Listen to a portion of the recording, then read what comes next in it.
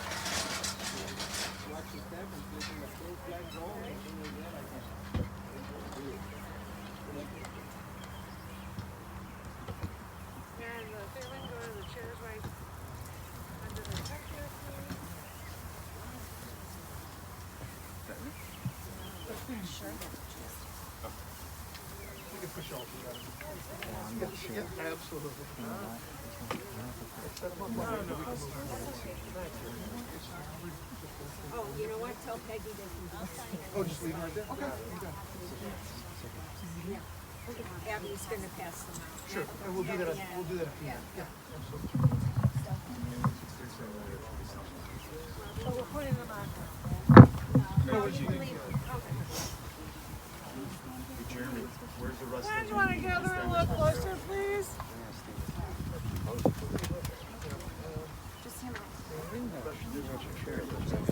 No, I'm going to stay right here. Do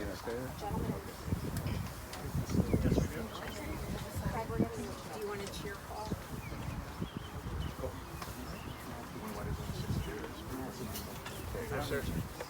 Oh, that's fine. good one. I promise.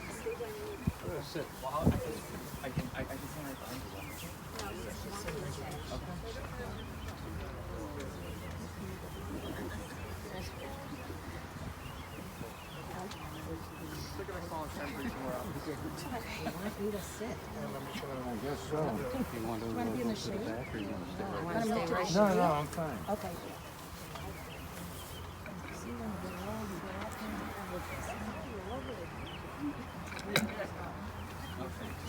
I'm just gonna stand right over here, if that's all right.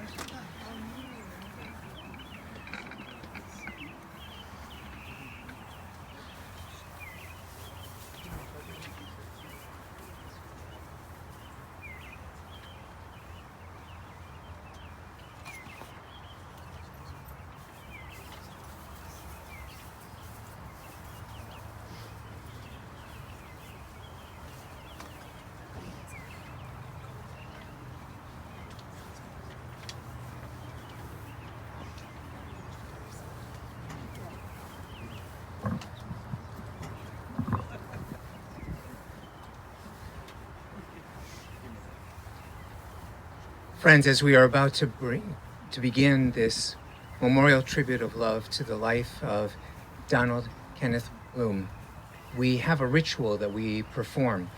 The ritual is called Kriya. It's a Hebrew word that literally means a tearing. It comes to us from our ancestors who, upon hearing of the loss of a loved one, they would tear the article of clothing that they were wearing. It was a sign of grief and sadness, to be sure, but also a sign of the confusion and sometimes even the anger we feel when someone that we love is taken from our midst. The Kriya ribbon which we use today also serves as an outward sign for those who will meet in the coming days that indeed there has been a tear in the fabric of our lives. So without having to say a word, people will see the ribbon and know how to respond accordingly.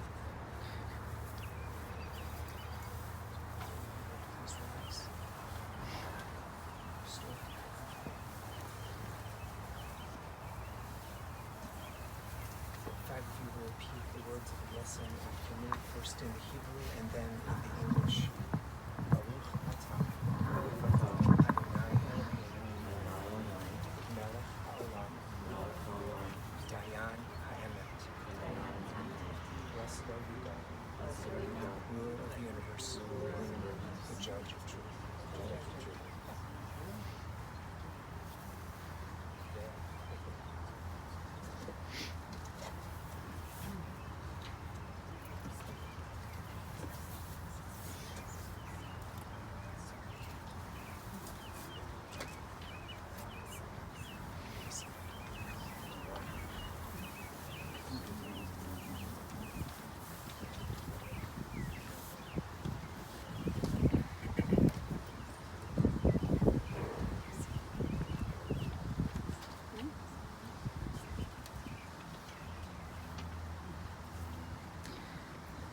The poet wrote, "It is a fearful thing to love what death can touch, a fearful thing to love, hope, dream, to be and oh to lose.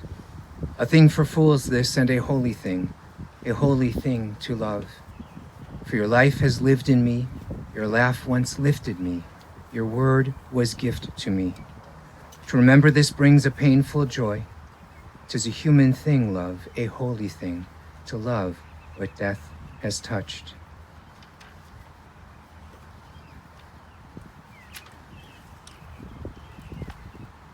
Death indeed has taken our beloved Don Bloom.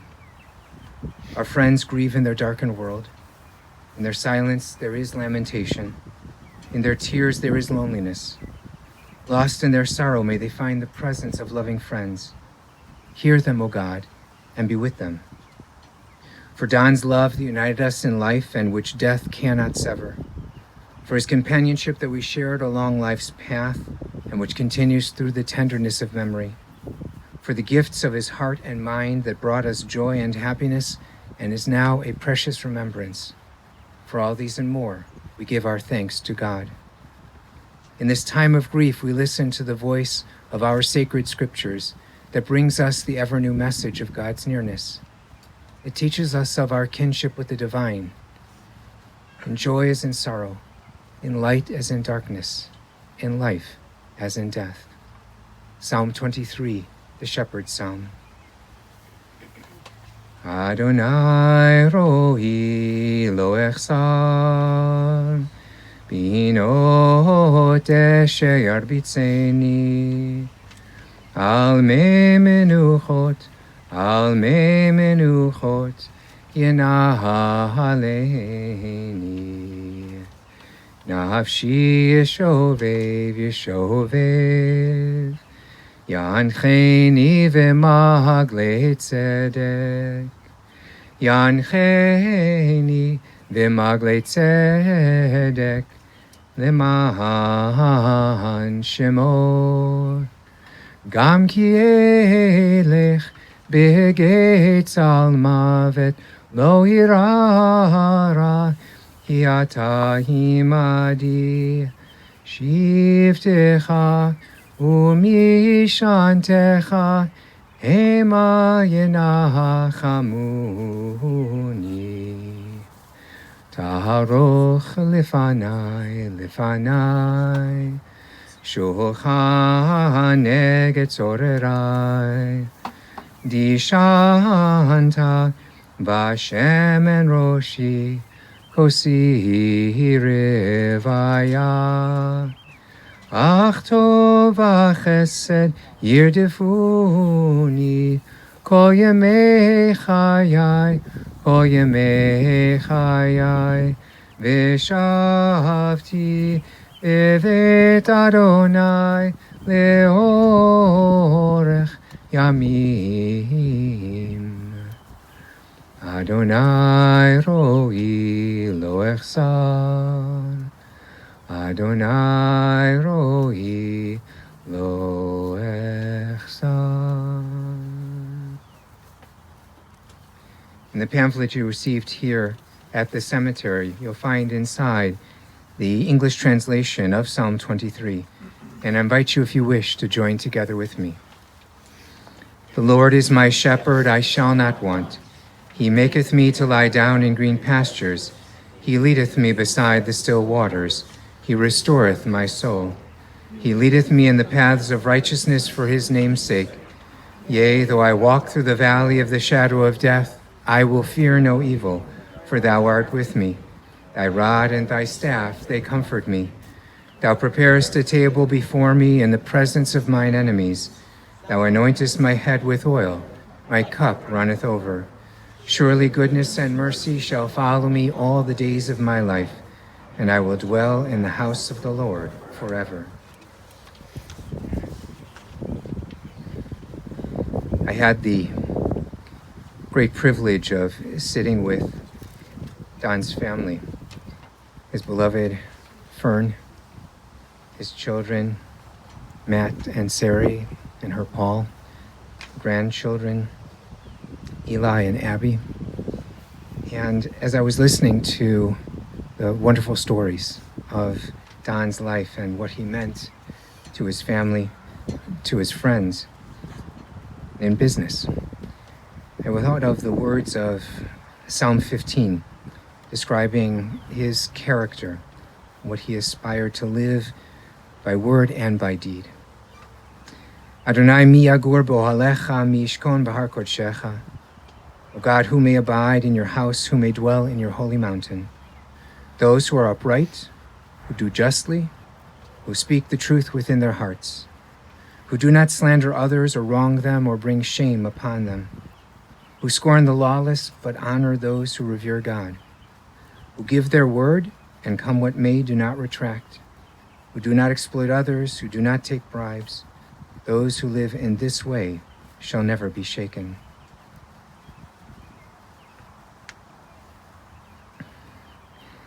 In his sorrow, Job cried out, Adonai natan v'Adonai lakach, yehi shem Adonai mevorach. God has given, and God has taken away. Blessed be the name of God. An ancient people, we are well acquainted with grief in the valley of shadows. Death and sorrow are not strangers to us, yet the centuries have taught us that a good name endures beyond the grave, and that there is strength in faith. With Job we say Adonai Natan, God, you have given. You gave us a loved one, Donald Bloom, who will not be forgotten. For all that was good and enduring in his life, we offer the deepest thanks of our hearts. Adonai Lakach, God, you have taken away.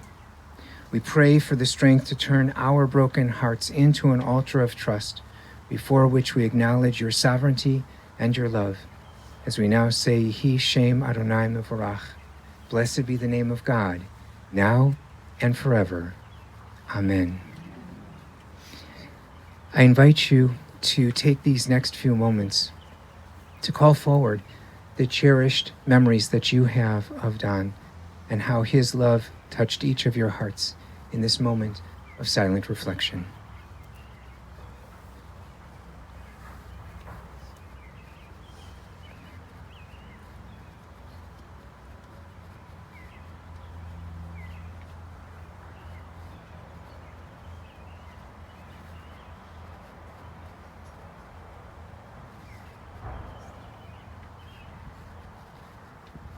May the words of our mouths and the meditations of our hearts be acceptable in your sight.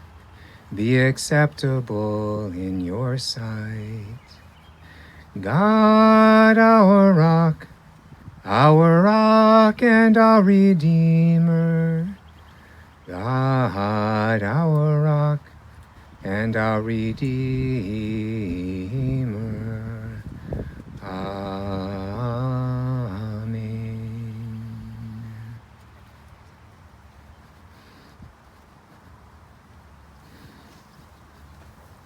Our tradition teaches us that words that come from the heart go straight to the heart.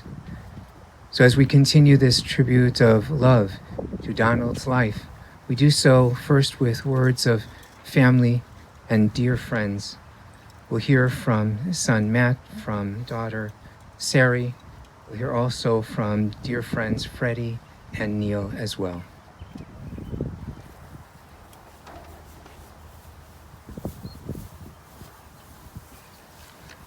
Hey everybody.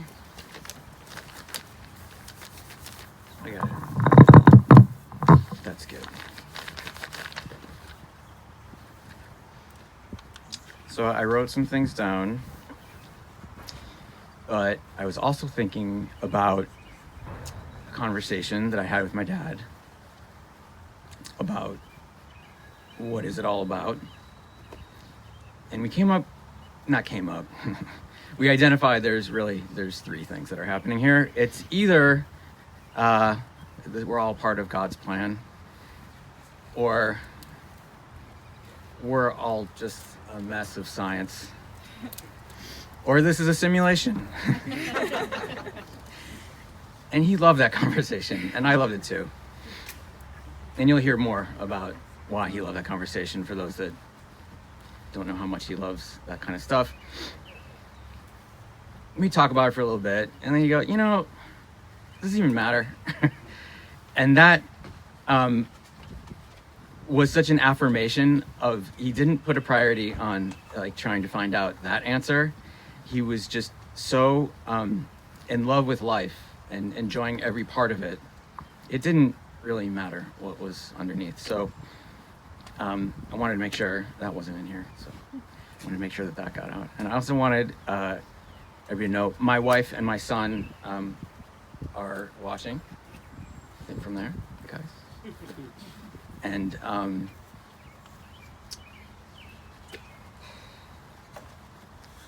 my dad meant a lot to them. And they are,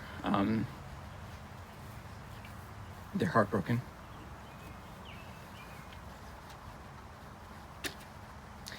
Okay.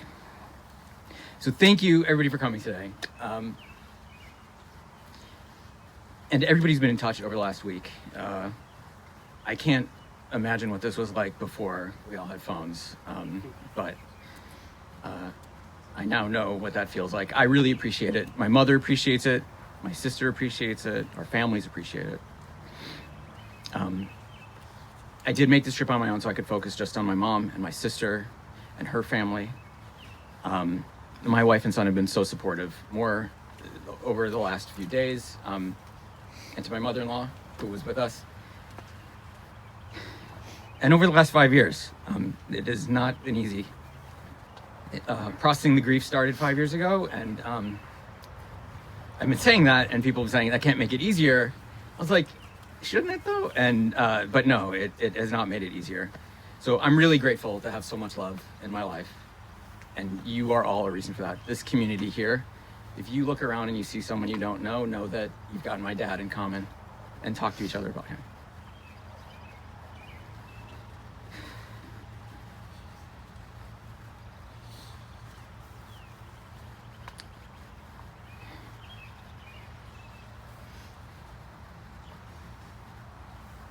I take immense solace in knowing that my dad knew exactly how much I loved him.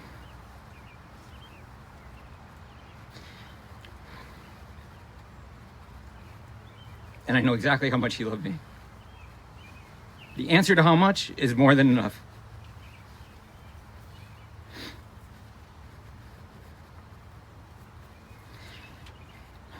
It never occurred to me that it would be appropriate for me to share that with anyone, let alone a group of people, but except for him.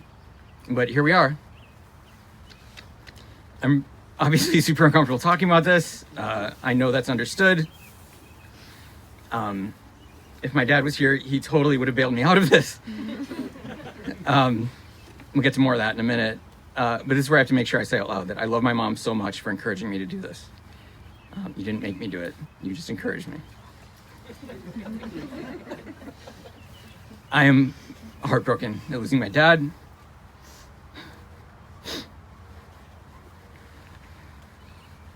This is his handkerchief. It's no match for the depth of pain and suffering that my mom has been through. So as we all continue in life with the memories of my dad, I'm going to share a few of mine. I want to hear yours today too, and in the days and the weeks, months and years ahead. So let's start with how he was always there when I needed him. And whether I knew I needed him or not. I have come to realize I have had very high expectations for people in my life to be dependable because of the way that he showed up every time. Dads do that, but it's difficult. And this is what's gonna help me get through this. Here's me a lot of self-deprecating stuff here. I had a knack for ratcheting up the level of difficulty. That offered lots of highlights for him and some lowlights for me, but let's talk about it. My bar mitzvah introduced me to some new financial flexibility and an opportunity that I was not prepared for. I wanted a synthesizer, is what they used to call it. I think they call it a keyboard now. So I could play stuff and compose something, some digital masterpiece. It's important to note here that while I had piano lessons, I showed very little interest in them and even less promise. I thought I was only missing the right instrument to unlock my potential, and my father was very supportive. He brought me to the music store. I had never seen prices like that before. He helped me choose an expensive piece of equipment that we bought, and I tried to make it sound like 80s Top 40 for a couple of years, and then ultimately I abandoned it. He discreetly sold it years later, once I left the house, and he sent me the check. There was a time I was a passenger in a car that flipped over. It was scary. I was 15. He came to pick me up at the police station. He was very calm. He was caring. And he was contemplative as he explained to me exactly how we would talk about what happened to my mom.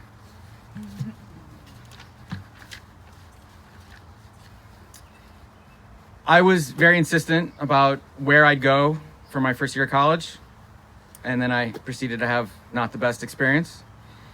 I felt stuck. He stayed on the phone with me for hours as I just very unproductively vented. He supported me in the decision to transfer ultimately, and then did that long drive back to get me at the end of the year, and then drove and moved me back in the fall at the new place. And not once did he make me feel bad for those decisions. He worked really hard to make those long trips fun and interesting. Our family faced challenge again when my grandpa Arthur was diagnosed with cancer. We were still getting over the loss of my grandmother, Cherry, and my grandfather was scared.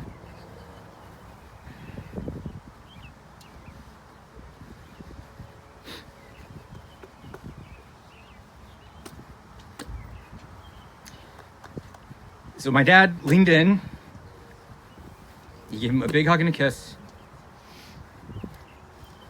and he made sure that my grandfather knew that him and my mom would take care of him. Okay, that's the dependable stuff. I also never had to question how my dad felt about really anything. He was unflinchingly caring in the most honest and authentic way. I try to model that. I feel like I'm getting there, but he sets a high bar. His love was unconditional. And when he was proud or frustrated, you knew that too. His hugs, they meant something every time.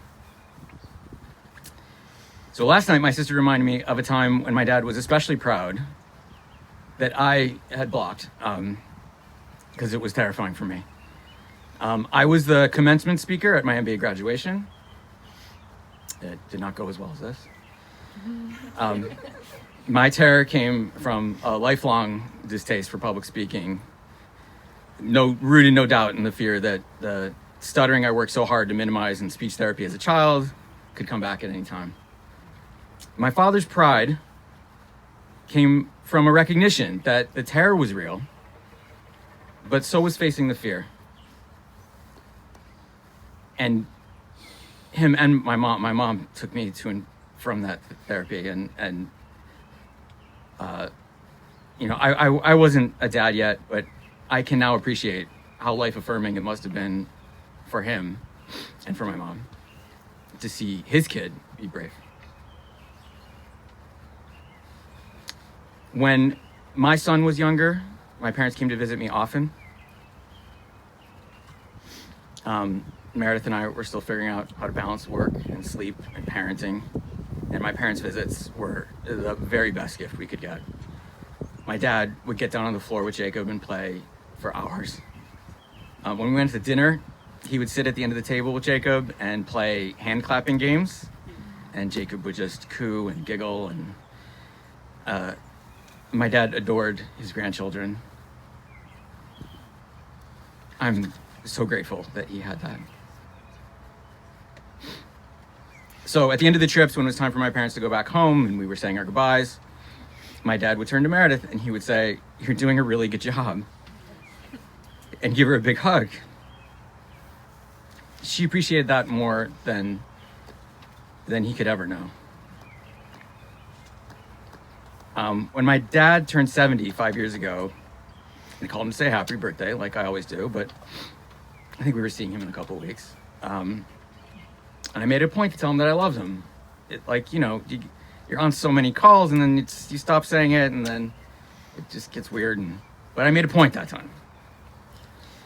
And that was a little over 5 years ago. I knew he knew, but it was a big birthday. And maybe we had just gone a while without it being said out loud, but I'm really glad that I did that. And he let me know that he appreciated it too. Thank you all for coming.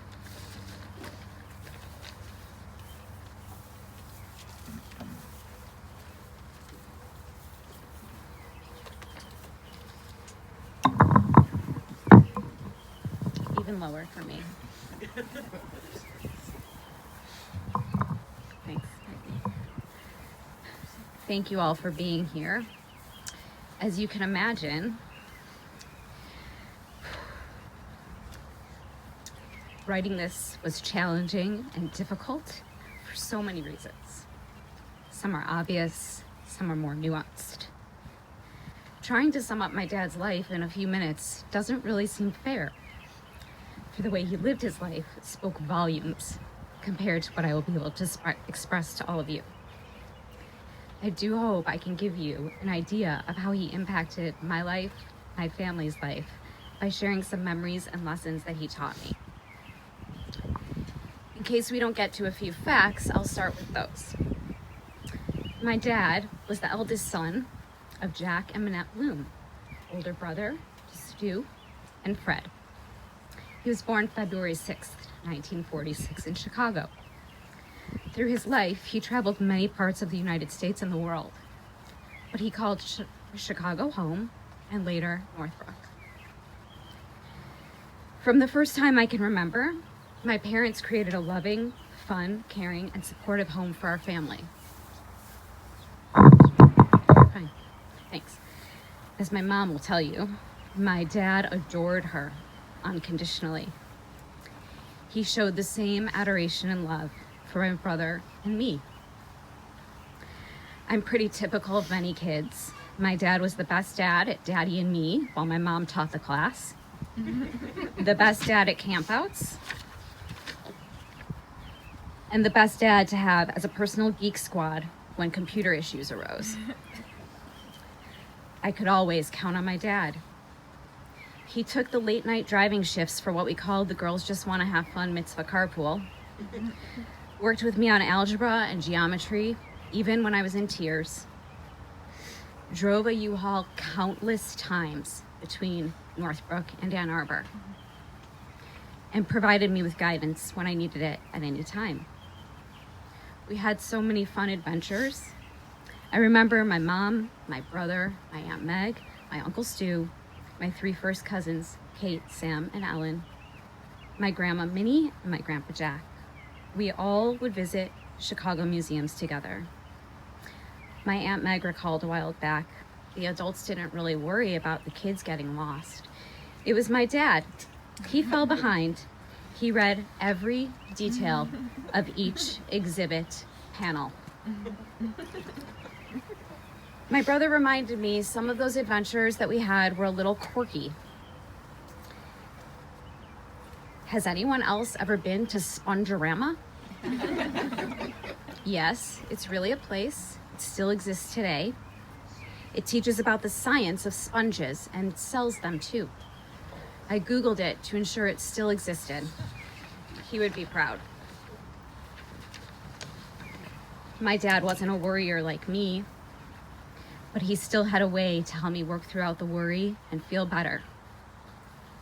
He was slow to upset, preferring to discuss or debate various subjects or illustrate why something you did may have not been the best option. Maybe he'd just look at you with his one eyebrow up expression and you'd know it was time to rethink things. I remember a time when I was still at home in high school and my brother got a speeding ticket driving home from college. My dad didn't appear mad. Rather, he calculated the amount of time Matt would have saved driving the speed he was when he got the ticket, showing it really didn't make much of a difference, so maybe he should slow down. Extended family, some of who are here today, were so very important to my dad. We traveled to Indiana, Michigan, California, among other places, to visit family and attend life cycle events.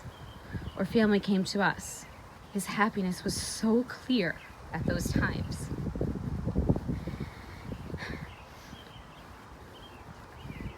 Getting everyone together in one place was a gift, and it's something we all missed over the last few years. Later in life, as my brother and I grew up, my parents took the opportunity to travel. They ventured really far. They went to the Galapagos Islands and Australia. They took a heritage trip to Eastern Europe, and they found their way to national parks on the West Coast. When Mare and later Paul entered the scene, they were welcomed as additional children of the family. And later came the grandkids. My dad's joy, devotion, and love was second to none. His grandkids were perfect in his eyes. In all of their grandparents' eyes. Eli, Abbey, and Jacob provided him endless love and entertainment. He could get them to calm down when crying by gently rocking or distracting them with a new task or toy. Some of my friends who are here can recall he would show up at baseball, soccer, and hockey games unannounced. He would just all of a sudden be right next to me, cheering on the kids. He would giggle with happiness as Abbey ran the bases. There's a video of her running. In the background, you hear him giggling. As we know, she's pretty cute. He was awed at Eli's lack of fear for any puck or soccer ball that entered his path. My dad laughed at their language as toddlers and corrected them gently when they needed redirection. Or maybe they were given that one eyebrow up expression. There's a story about a hockey stick that isn't quite appropriate for this setting. That story never failed to give my dad a good chuckle. You can ask Eli for the details. Always one to comfort a child in need. Abbey woke up in the middle of the night during a sleepover at Nani and Papa's. She wandered the house, found Papa in his late night sci-fi TV spot on the couch. She recalled he cuddled and comforted her and then led her back to bed. Those who know Abbey can imagine she probably just wanted to stay up to cuddle next to him. The teacher and him took my kids to museums with Nani, one of Eli's favorite activities, because as you have heard, Papa took just as long as Eli at those exhibits to soak up all the information. He was always one to pitch in. He made sure to dress in character as the king for Abby's princess birthday party, a reprise of his dress-up days as Raggedy Andy for my party as a kid. He did so much to make our lives richer and more meaningful. I'm confident he would have gone to any lengths to make our lives better. There are so many memories to recount and remember, but also important are some key lessons my dad taught and emphasized throughout life. From a young age, my dad helped me work out problems and challenges. This often became exercises in questioning. If we were discussing a particular issue, my dad would reply with something like, "Well, what do you think could happen?" I would give my answer, waiting for his answer, but he would instead question, "And if that happened, what would come next?" I gave an answer and another question. "Would you be satisfied with that outcome?" And so on. Sometimes I just thought, come on, will you just give me the answer? It could drive you nuts. But in hindsight, his approach really helped me learn critical thinking skills. I've carried and built those skills with me in life, at school, at work, and sometimes in being a mom. After years of me wondering and asking my dad questions like, what if this one specific thing does or doesn't happen? He finally responded without a question. "Sari," he said, "you might really need to be more comfortable with ambiguity." He was right on target. So much of life is ambiguous. We don't know what will happen with our tomorrows. We only know for certain what will happen in the moment. I'm still learning to be more comfortable with all the unknowns. I thank you, Dad, for stating what I needed to hear so I could grow.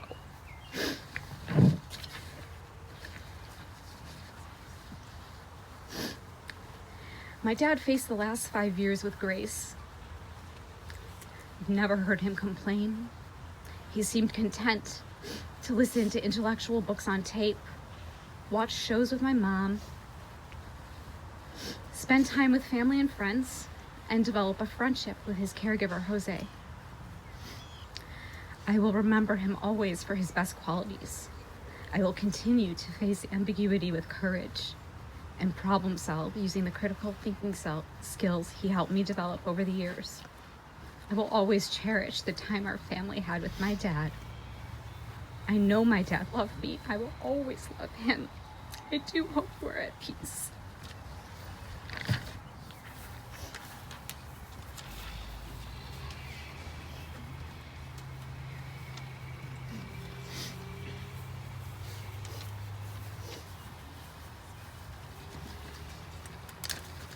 My name's Freddie, and I've known Don Bloom almost 70 years. Hard to believe. We met in second grade, and we were in the same class all through grade school. We went to the same temple, so we saw each other at so many events. And we lived in a neighborhood. We were a few blocks apart, but we knew each other's parents. We knew each other's siblings. And I've had the good fortune of knowing Donald's family as an adult. And you'll notice I call him Donald and not Don. I think that's because the teachers called him Donald when we were kids. So Donald it was. We went through a period where we really weren't in touch because we went to different high schools, different colleges, and so on. One day, about 25 years ago, I think, I needed somebody to help with the computers at my office. And I was given a phone number without the name of the consultants. I was desperate. The person was well recommended, so I called. And the person said, to my surprise, Don Bloom. I asked, are you my Donald Bloom? Donald asked, who is this? And that was the beginning of a resumption of a very, very important friendship. Over the years, Don helped me with everything computer. He helped me wire my office for a network. He helped select computers, and when anything went wrong, I'd call him first thing. I never had to even bother to learn the computer things in the early years. Subsequently, I did learn quite a bit to Don. If I had a problem, I'd give him a call. He'd look at his schedule, and he'd say, oh, I have a meeting, but I'll be at your office around 11, 12. And I'd say, should I get lunch? I'd bring in lunch, and after he fixed things for me at the office, often crawling on the floor to look at the wiring behind my computer tower, we'd sit down, have lunch, and talk about the old days, and talk about the new days, too.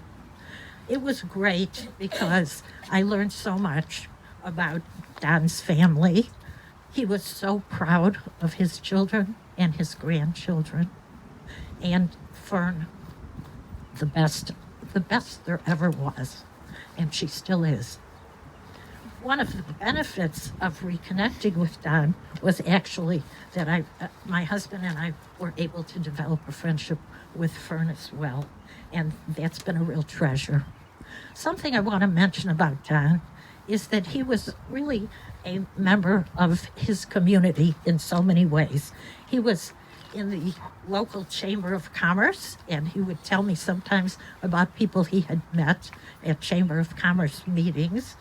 He was very interested in ICOTA, an organization that offered programming to support people with hearing issues. And he loved to tell about his travel. I especially remember the trip to the Galapagos. And I wish I had been able to go on that trip because it sounded like a great one. In my mind's eye, I can still see Don coming to my office and crawling under the desk to look at the computer. It was always such a pleasure to see him walk in. He was a kind person, and he was a practical person too. One of the kindest people I've ever known. And it always annoyed him that my desk was so darn messy. My office wasn't neat, and he would mention it every single time he came in.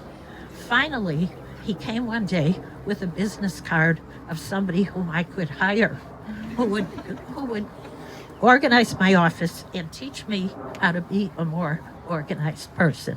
And I have to say, my husband would certainly have appreciated it if I called that person. Don was a great friend, starting in grade school and continuing through our adulthood. And it was just he was such a treasure in my life because we had been friends for so long.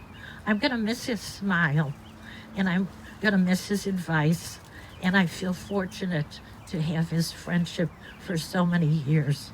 I don't have any brothers, and I think Donald really filled that role for me. I would say, in summary of him, Don was the kind of person that everybody hopes their child will grow up to be. His presence in my life was truly a blessing.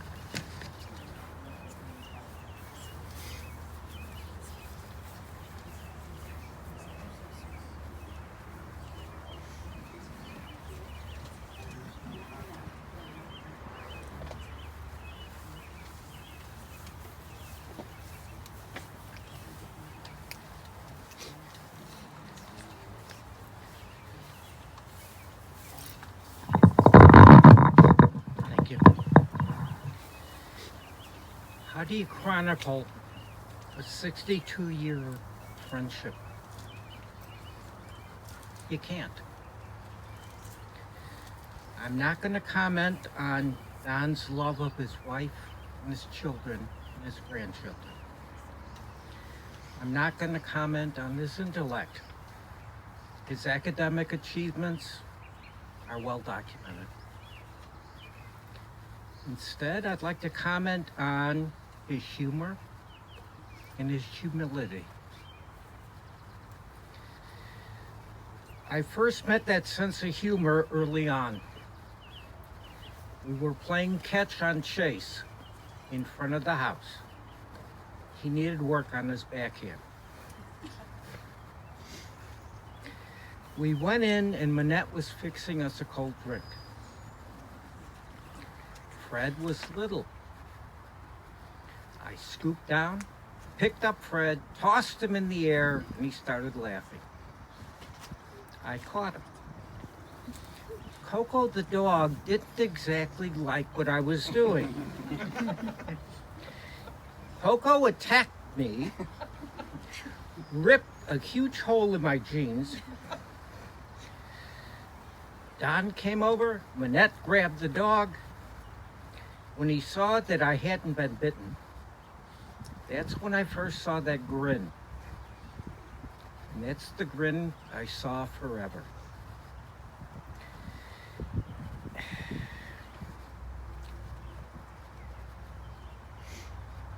I saw that grin through young adulthood, middle age, and whatever you want to call past middle age.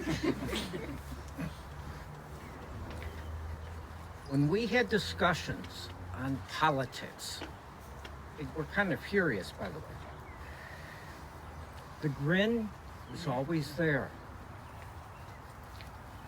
Ironically, even if he agreed with me, he would grin and take a different position because he loved the arguments. And the more we disagreed, the bigger the grin.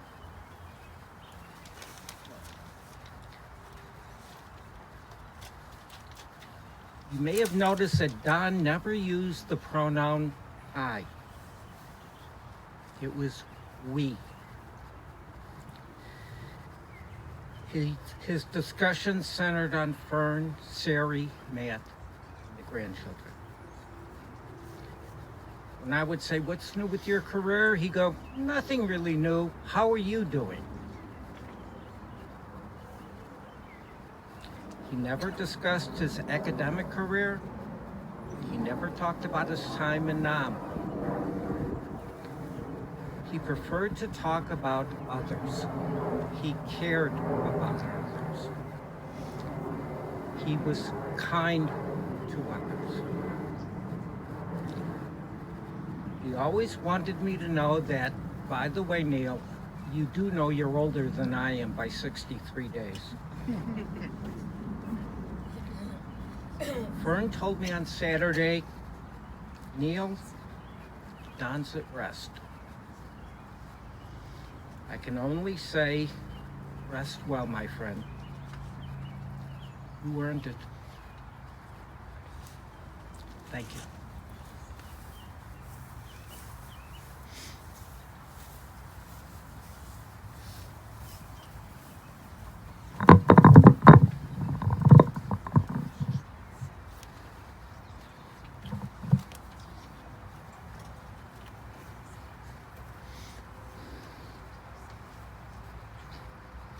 Matt, Sari,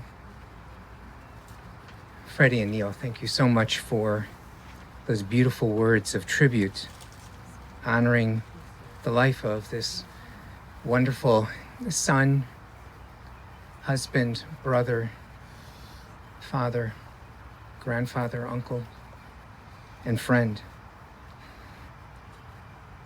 As I was listening yesterday to stories that were shared, and even more so this morning, I was drawn to a text that comes actually from the Talmud.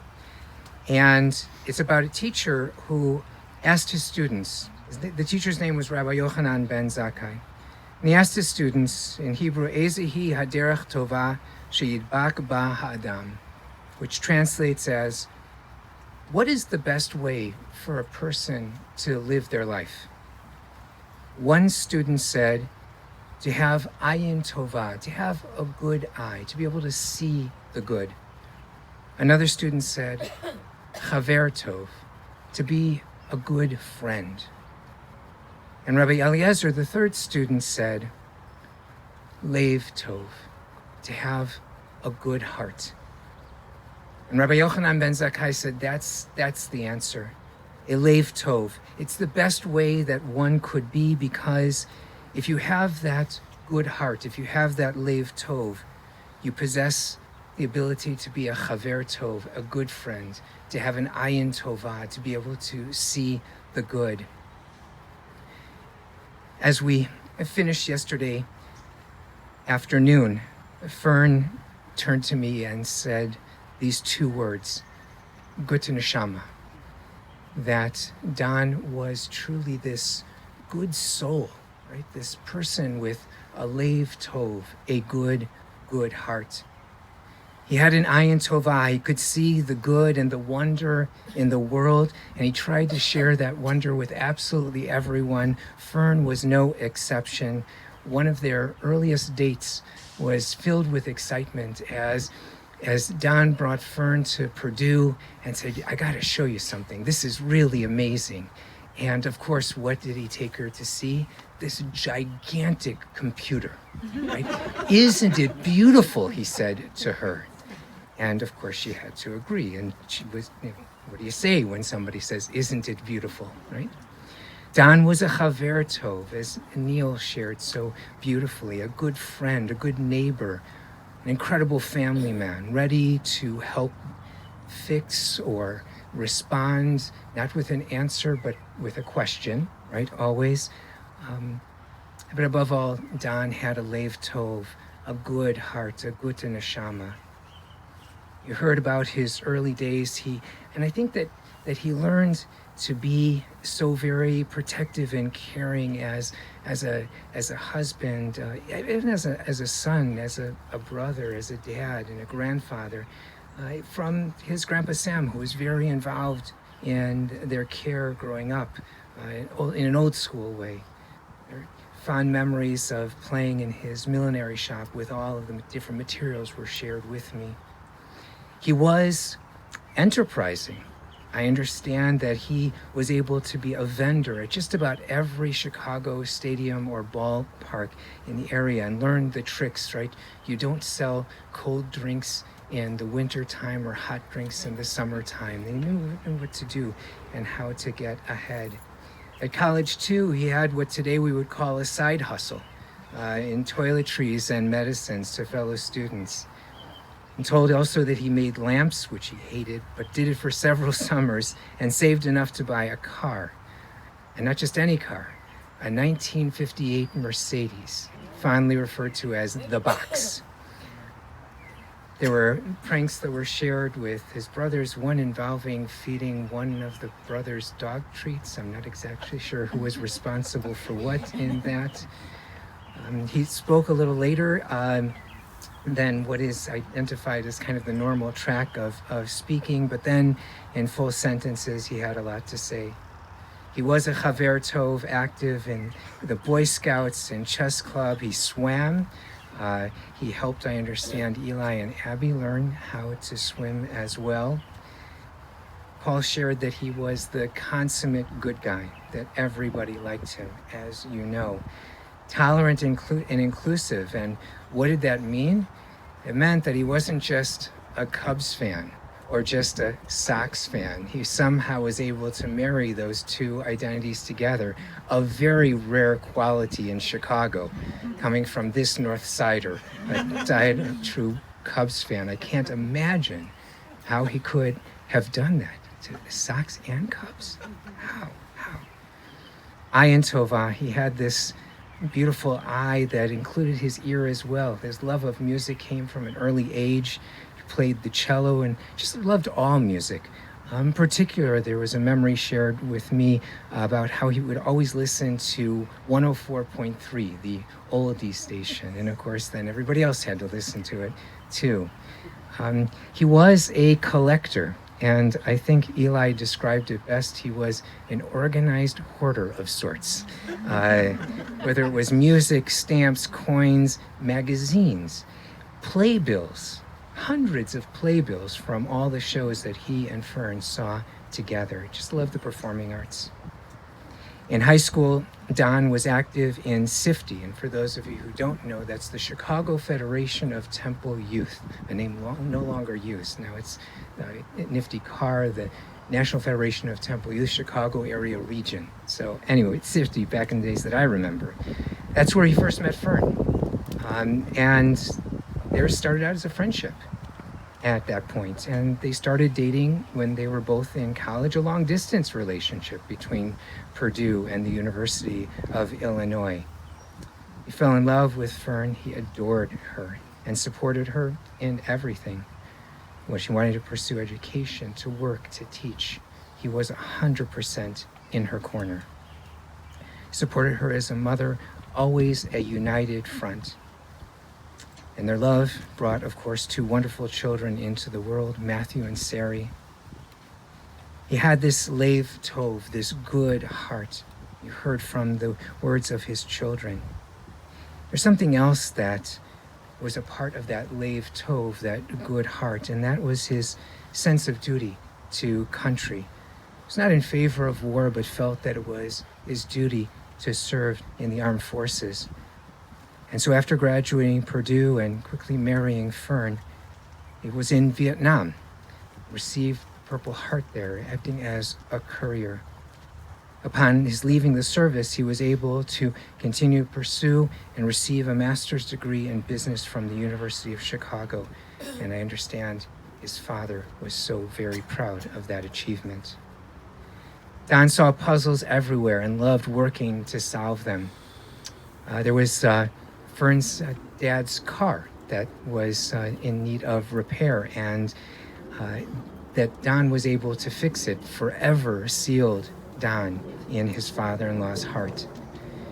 He loved teaching his kids through the Socratic method, which would drive them absolutely nuts, always answering questions with questions. Paul shared that he helped him imagine for himself what work he should ultimately pursue and to find happiness in that work. He was very hands-on with projects, and although he refrained from answering questions, he loved the doing. Lots of projects involving building the soap box car, I think, also Pinewood Derby cars, thank you, and gingerbread houses, so intricately constructed that they could not be eaten, but they were absolutely gorgeous.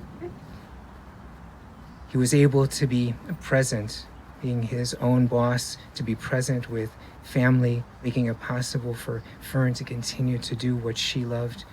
He's a very smart guy and very humble. There are wonderful memories with the grandchildren, Abbey being carried through Disney when she got too tired, going to her ice show performances and being so very proud.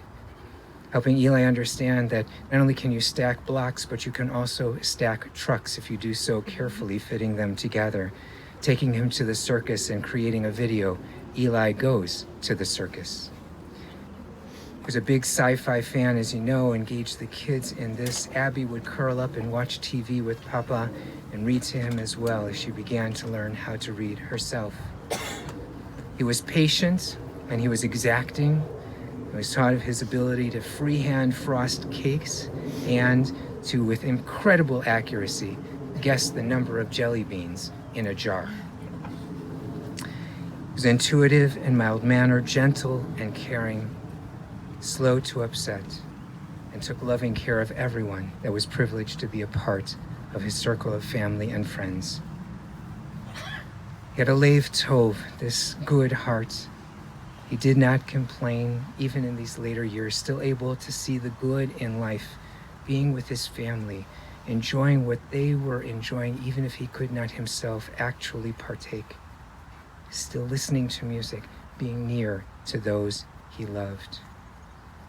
Truly having a lev tov, being a good neshama, is the best way to live your life. That good heart allows you to be the best kind of friend, to be one who is able to see and lift up the good. May the memory of Donald Kenneth Bloom, a devoted son and brother, husband, father, grandfather, uncle, and friend, always be for a blessing. And to this let us say, Amen. I invite you now to rise for the memorial prayer, El Malei Rachamim.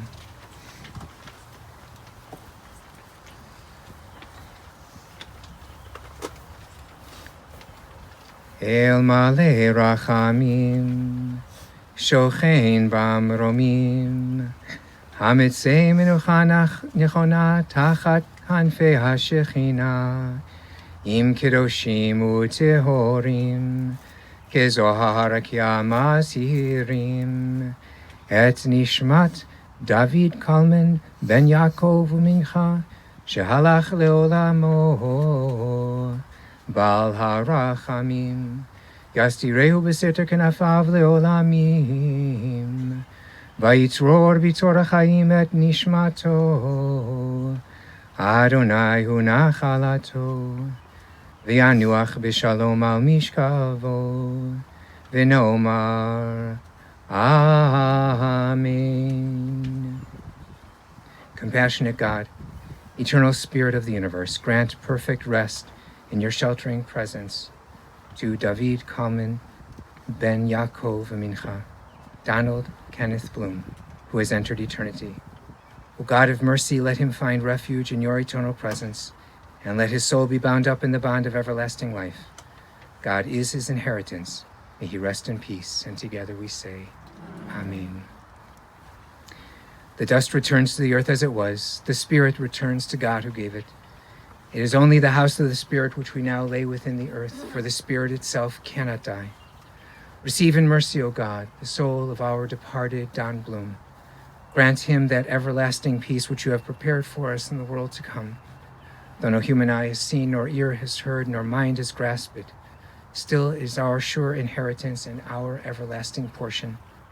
O God, help us to understand that grief and love go hand in hand, that the pain which loss inflicts is a measure of a love that is stronger than death. Though we cry in the anguish of our hearts, may we be like children who know that their parent is near and who cling unafraid to the trusted hand. In this spirit, O God, do we commit all that is precious to us to your keeping, as we repeat the words hallowed by generations, the words of the Kaddish prayer that can be found on the back cover of your pamphlet. Yitgadal v'yitkadash shemei Rabbah, v'yalma divrach yirutei v'yamlich malchutei, v'chayechon uv'yomechon, uv'chayei d'chol Beit Yisrael, v'agalau v'zman kari v'imru amin. Yehei shmei Rabbah mevorach leolam olmei olmaya, Yitbarach v'yishtabach v'yitpa'ar v'yitromam v'yitnaseh, v'yitadar v'yitaleh v'yitalal shmei d'kutsha b'richu, le'ela min kol birchata v'shirata, tushbechata v'nechamata, amiran v'yalma v'imru amen. Yehei shlama Rabbah min shemaya, v'chaim aleinu v'al kol Yisrael v'imru amen. Oseh shalom b'imromav, Hu Ya'aseh Shalom, Aleinu V'al Kol Yisrael, V'imru Amen. May God grant peace to all who mourn the passing of Donald Bloom, and bring comfort to all who are bereaved among us. And together we say, Amen. At the end of the day, we gently tuck our children in for the night. At the end of a person's life, the last act of Gemilut Chasadim, the last act of loving kindness that we can do for him, is to cover his grave. I'm going to ask now the workers here at the cemetery to lower the casket, and once the vault has been covered, each of us will have the opportunity, if we so choose, to participate in the burial. The custom is to place 3 shovelfuls of earth within the grave and then to replace the shovel so that each person can fulfill the mitzvah with fullness of intention. In addition, there will be a rose given to those who wish to place a rose representing the years of life and love that Fern and Don shared together.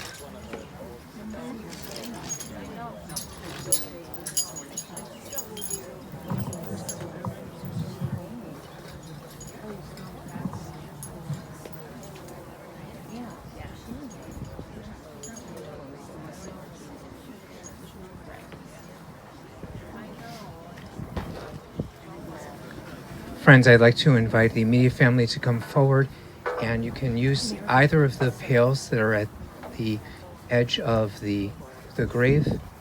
You can go from both pails, and you can also use the earth that's been set out just on the side there as well. Again, the custom is to place 3 shovelfuls within, and then to return the shovel to the pail.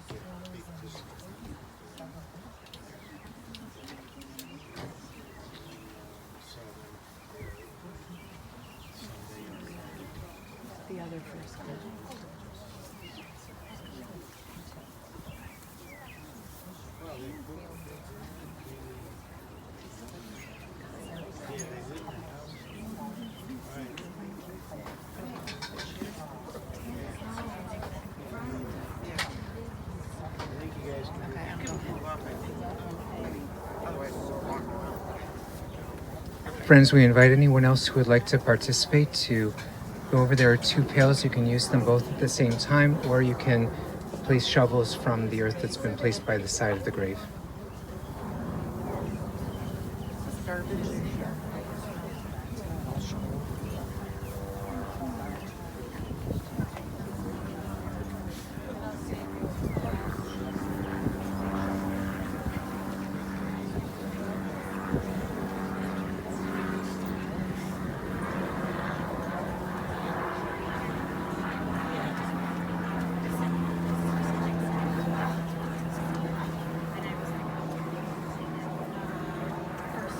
Very nice words, Rabbi. Yeah, he's ready. I got a whole pile of things in my, and he's never been, so he's not sure. I think it's gonna be great. That's what I told him.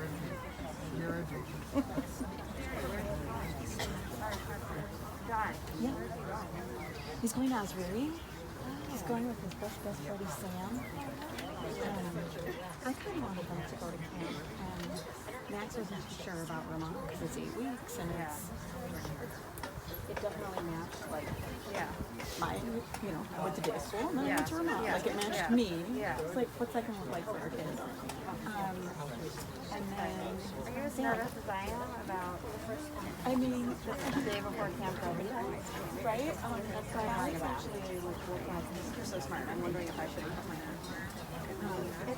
It's totally irrational. It's not scientific. It's my mental. This is my experience too, right? When do just Monday.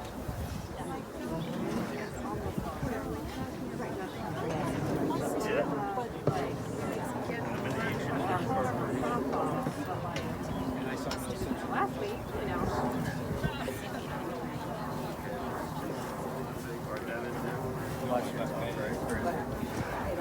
They're not going to have a little itty bitty shovel. They're going to have a big. They're going to have a big thing. No. Oh, I don't know if I can do that.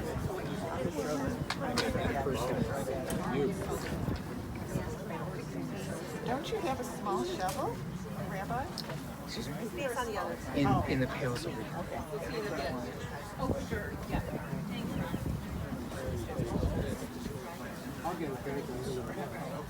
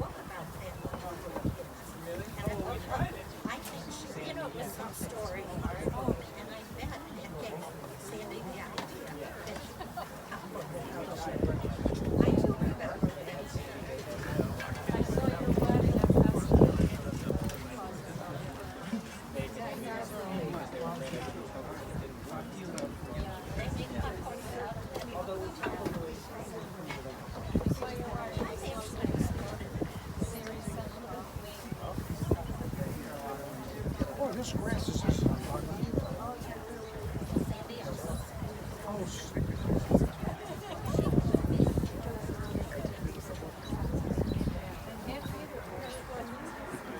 yeah.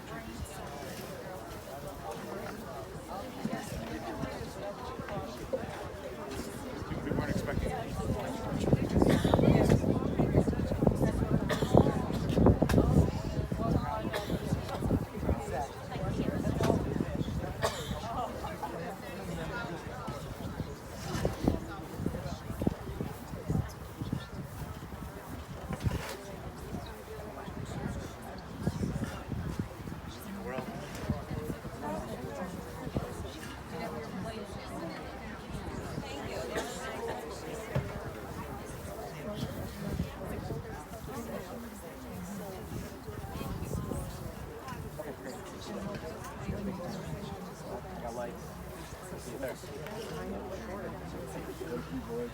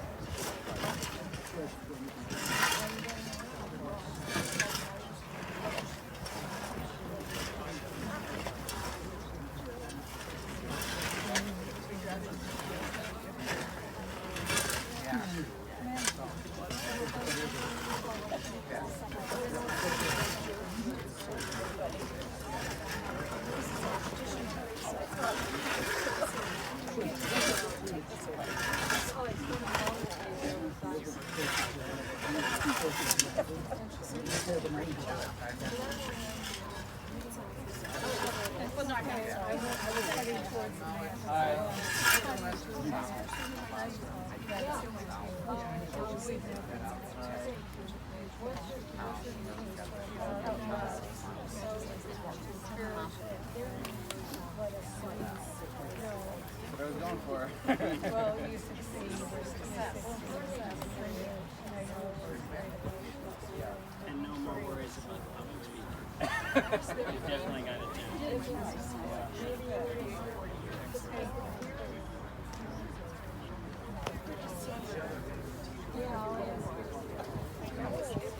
But I hear about you all the time. I've been married, so yes.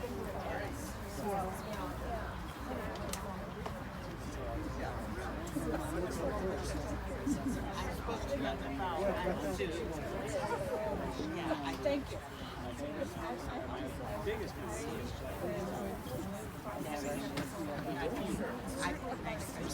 I've been hearing about you. There you go. And I'm sure I can add It's funny because my mind is that these stipulations as we get home.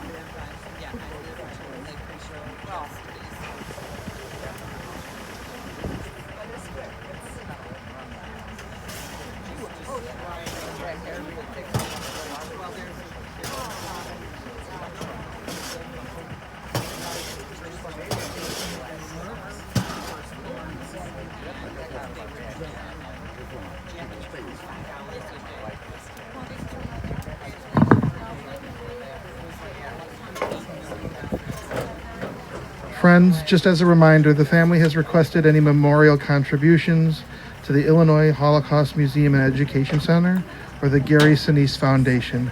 Also, the family will be together today at the Bloom residence at 2850 Canterbury Drive in Northbrook. Everyone is welcome to join the family as they depart from the cemetery until 9 p.m. All of that information is on the service folders and it's available online. And at this time, we are going to conclude the streaming of these services here at the Grace Hall. Thank you.